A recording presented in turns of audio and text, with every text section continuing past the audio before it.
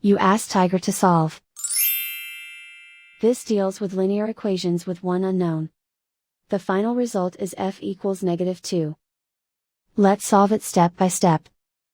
Simplify the expression. Expand the parentheses. Simplify the arithmetic. Group all constants on the right side of the equation. Add 14 to both sides. Simplify the arithmetic.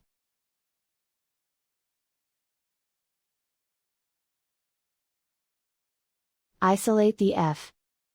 Divide both sides by 2. Simplify the fraction.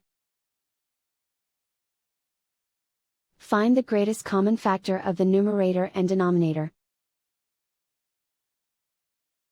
Factor out and cancel the greatest common factor. And so the final result is f equals -2.